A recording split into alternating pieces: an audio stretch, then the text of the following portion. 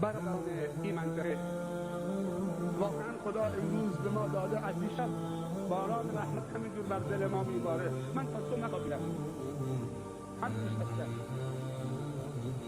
گفتم خدایا در این آخر زمان این همه شور و شوق برای دیندار شدن چه سببیه؟ اصلا کی هست که این طوری و دل بندگان حکومت میکنه؟ وای خود ما مثل شب 14 هم پر شده بود، داشت می‌درخشید. از هر طرف نگاه می‌کردی همه باز آشنا بودن، حتی دیوار، کوچه، بسیار درخت، همه آشنا بودن.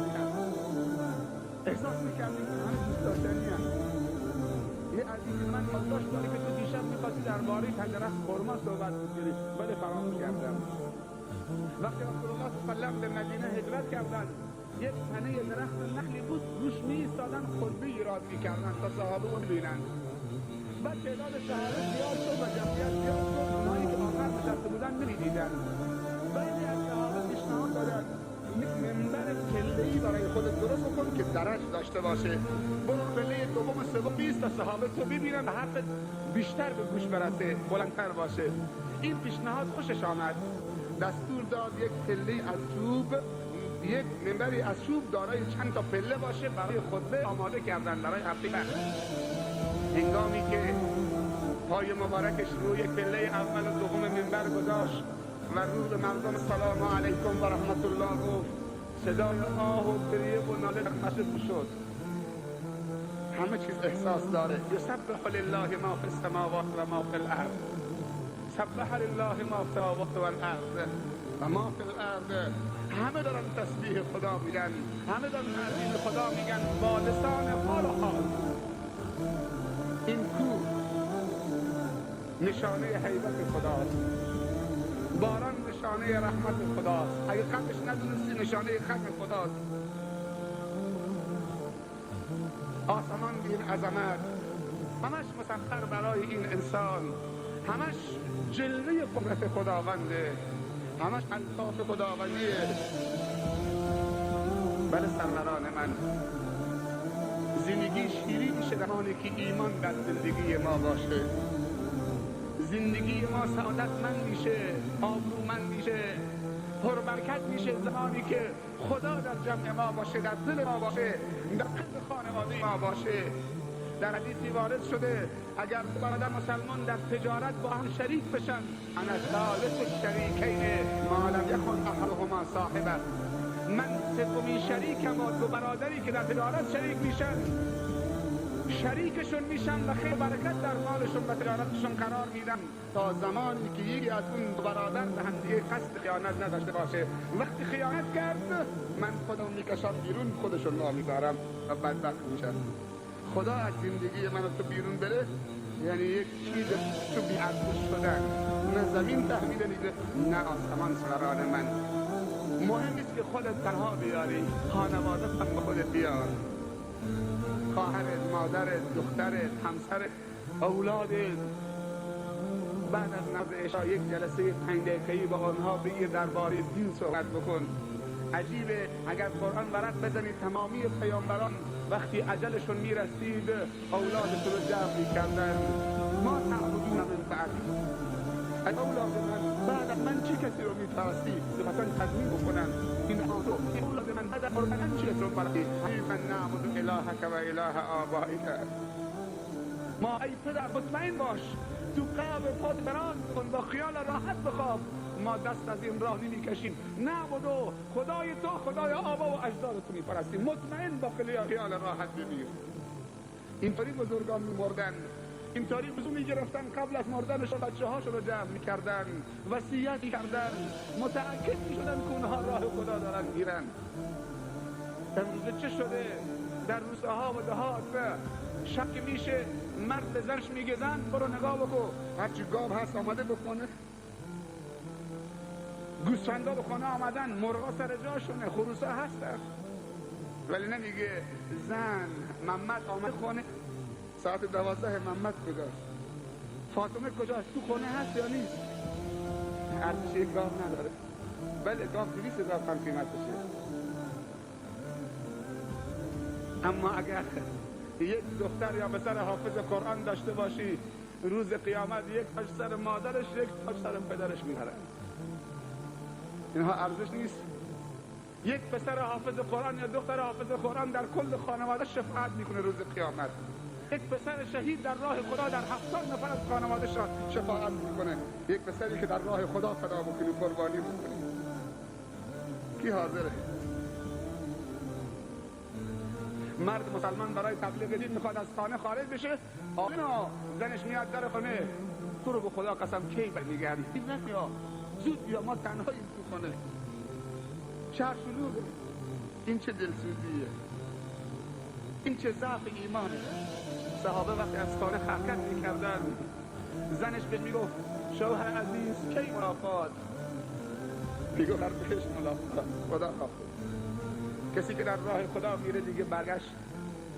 رو به خدا رفتن به این معنی نیست رو به خدا بری و پشت به خدا بکنی. رو به خدا با تمام وجود خدا. زنهامون رو درست تربیت بکنیم، مادرمون رو درست تربیت بکنیم که اولادش رو قربانی دین خدا بکنه. بچه هامون رو طور تربیت بکنیم که وقتی تو کوچه و خیابان و تو محله میچرخه، مردم بگن بوی شهادت از این میاد. این پسر این کار اگر تا آخر ادامه بده، بوی شهادت ازش میاد. یک قصه هم خیلی تکان‌دهنده است. یک روزی جنگی در گرفت. یک جوانی از صحابه غایب بود در اون جنگ.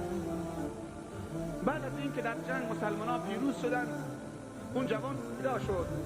رسول خدا غنیمت تقسیم میکرد صلی الله علیه و سلم. سهمی غنیمت، مال جنگی که به غنیمت گرفته بودن، گفت اینم سهم این جوانی که در جنگ نبود، چون میفهمید عاشق جنگه، اگر بود حتما میآمد، خودی نداشت. گفت پسرم اینم سهم تو. جوان با تعجب نگاه کرد، گفت برای چی؟ گفت این سهم تو مال غنیمته. گفت ولی من نبودم. گفت عاشق بودی، اگر بودی میآمدی، این مال تو، بگیرش. ناراحت و گریان شد. بعد این جمله رو گفت ای رسول خدا، من با تو بر این سهم بیعت نکردم. خیلی تعجبه. گفت من وقتی روزی که دستم گذاشتم تو دست تو، گفتم اشهد ان لا اله الا الله و اشهد ان محمد رسول الله، به خاطر این سهم نبود، این مال نبود، این غنیمت نبود. خیلی عجیبه. گفت پس بر چه بیعت کردی با من؟ بر چه سهمی میخواستی از من بگیری؟ گفت بیعت کردم با تو بر سهمی، سهم در لغت عرب به معنی تیرکمان. گفت بر سهمی که از کمان دشمن در بیاد، بخوره تو این رگ گردن، این طرف در بره، منو در این راه شهید بکنه. رسول الله به لرزه رو به درش افتاد که سبحان الله، چه جوانهایی با چه آرزوهایی، آرزوهاشو در آخرت میبینه و در رضای خدا میبینه، نه در این مزخرفات لذتهای کاذب و زودگذر از دنیا و پوچ و بی‌عرضش که امروز جوانهای ما به یک موتورسیکلت رسیدن آرزوشه. دختر مسلمان به مشت علمگوی طلا و فلان و گربندن رسیدن آرزوشه. پسر مسلمان به یک فرش دستباف رسیدن آرزوشه. دکور آشپزخانه نمیدونم از جنس فلان بکنیم، کابینت آشپزخانه اینطوری باشه، ظرفای تو خونه همش کریستال باشه.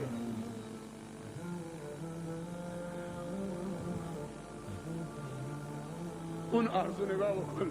من روزی که با تو بیعت کردم بر سهمی که از دشمن در بیاد، از کمانش تو رگ گردنم اینجا نگاه کن، اینجا بخوره، این طرف در بیاد، منو همین جوی کباب بکنه و در راه خدا شهید بشم. رسول الله جا خود برگشت، یک جمله بهش گفت، جوان عجیبی بود.